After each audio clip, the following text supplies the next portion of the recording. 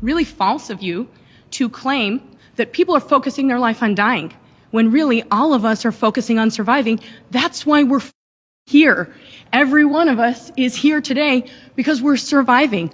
We don't go to McDonald's and think, oh, this is killing me. We go to McDonald's because we don't have enough time in the day to make dinner, because we can't afford to go to the grocery store and buy a $20 steak, because we can't shop at Erewhon and get $40 of strawberries, you know?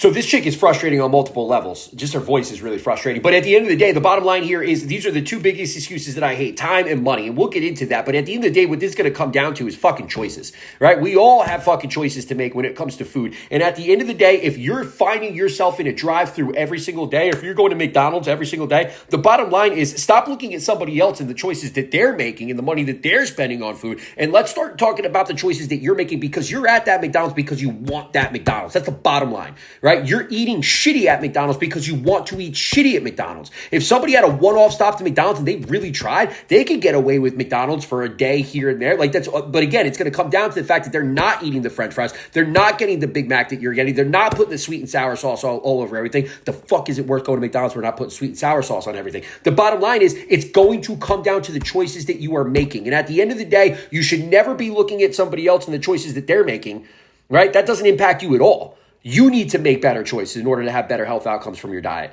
And at the end of the day, don't give me time as an excuse, because I can put a thing of ground beef on a frying pan right now and it'll be damn near done by the time that you get through the drive-thru. Don't tell me about time, because I can put a 90-second bag of rice in a microwave and it'll be done by the time that you get through the drive-thru. Time is an irrelevant bullshit thing if you're still spending time every single day consuming food and going to get that food in what you deem as a convenient manner. You want to go to, whatever store. By the time, again, you run in and out, I could have something relatively easily. There's plenty of time for all of us, even with the busiest schedules, to be able to put forth a little bit more effort and provide yourself with food that you actually made, right? And when it comes to money, money's not a factor here either. It's just maybe a misunderstanding when it comes to some people in terms of what they're putting their money into. But at the end of the day, I've been there just as well as so many other people have been there, where you have limited funds to be able to put into your food, to the point where I'm walking around a grocery store at one point in my life with my calculator app open, legitimately tallying up every single thing that I'm purchasing because I didn't have 1 cent to go over.